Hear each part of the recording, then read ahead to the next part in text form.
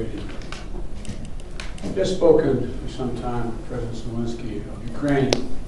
I told him, as I have each and every time we've spoken, the United States stands with the people of Ukraine and as they bravely fight to defend their country. And they are doing that. And as Putin continues his merciless assault, the United States and our allies and partners continue to work in lockstep to ramp up the economic pressures on Putin and to further isolate Russia on the global stage. Later today, together with other NATO allies and the G7, Canada, France, Germany, Italy, Japan, the United Kingdom, as well as the European Union, we're going to jointly announce several new steps to squeeze Putin and hold him even more accountable for his aggression against Ukraine. And I want to speak to a few of those points today. First, each of our nations is going to take steps to deny most favored nation status to Russia. A most favored nation status designation means two countries have agreed to trade with each other under the best possible terms. Low tariffs, few barriers to trade, and the highest possible imports allowed.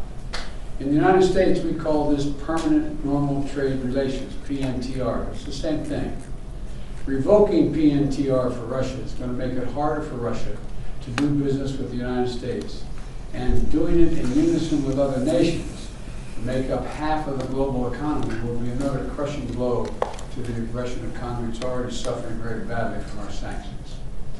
And I want to thank Speaker Pelosi, Leader McCarthy, Leader Schumer and McConnell, and Senators Wyden and Crapo, Representatives Neal and Brady for their bipartisan leadership on this in the Congress.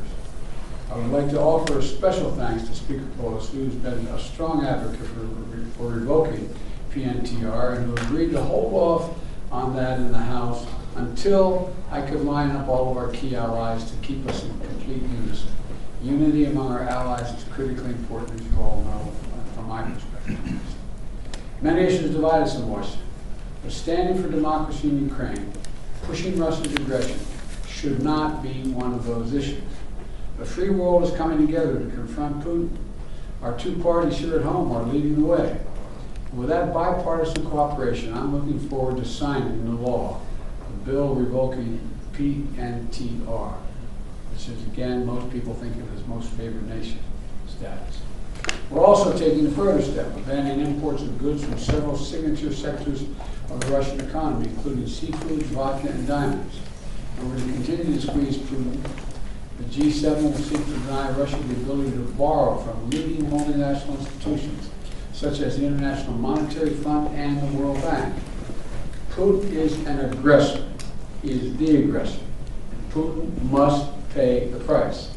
He cannot pursue a war that threatens the very foundations, which he's doing, the very foundations of international peace and stability, and then ask for financial help from the international community.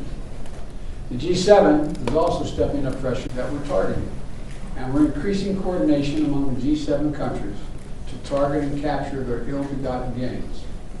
They support Putin. They steal from the Russian people, and they seek to hide their money in our countries. They're part of that kleptocracy that exists in Moscow. They must share in the pain of these sanctions. And while we're going after these super yachts and vacation homes and hundreds of millions of dollars, we're also going to make it harder for them to buy high-end products manufactured in our country. We're banning the export of luxury goods to Russia. They're also the latest steps we're taking, but they're not the last steps we're going to take. And as I said, at the beginning of all these steps, we're going to hit Putin hard because the United States and our closest allies and partners are acting in unison. The totality of our sanctions and export control is crushing the Russian economy.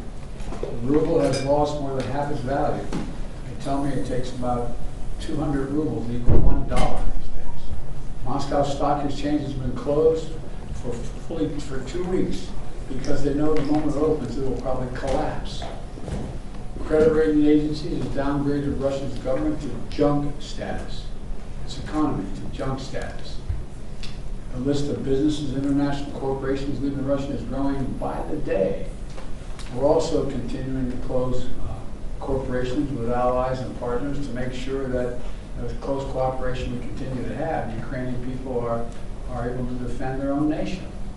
The United States has sent more than $1 billion in security assistance to Ukraine over the last year, including anti-armor and anti-air capabilities, taking out tanks and planes and helicopters, with new shipments arriving every day.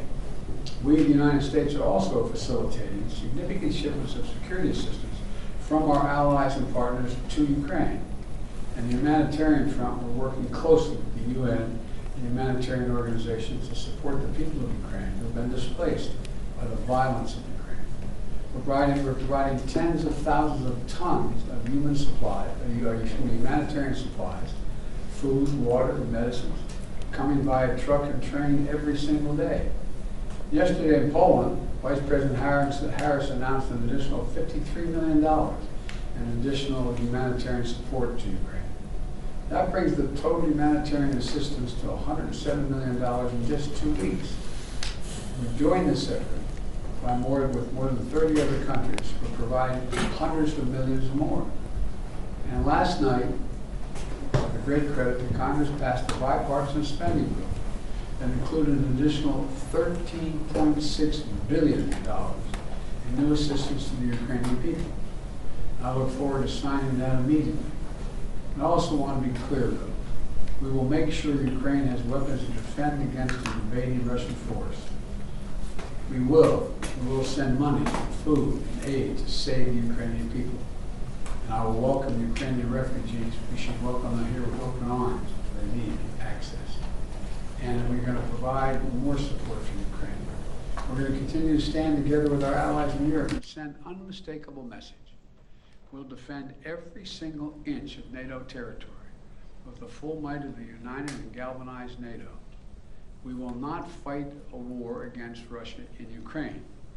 Direct confrontation between NATO and Russia is World War III, something we must strive to prevent. But we already know Putin's war against Ukraine will never be a victory. He hoped to dominate Ukraine without a fight. He failed. He hoped to fracture European resolve. He failed. He hoped to weaken the transatlantic alliance. He failed. He hoped to split apart American democracies in terms of our positions. He failed. The American people are united. The world is united. And we stand with the people of Ukraine. We will not let autocrats and would-be emperors dictate the direction of the world. Democracies are rising to meet this moment, rallying the world to the side of peace and the side of security. We're showing our strength, and we will not falter. God bless all of you. God bless Ukraine, and God bless our troops. President Biden, your White House has said that Russia may use chemical weapons or create a false flag operation to use them. What evidence have you seen showing that? And would the U.S. have a military response if Putin does launch a chemical weapons attack? I'm not going to speak about the intelligence, but Russia would pay a severe price if they use chemical weapons. Would the U.S. send troops in?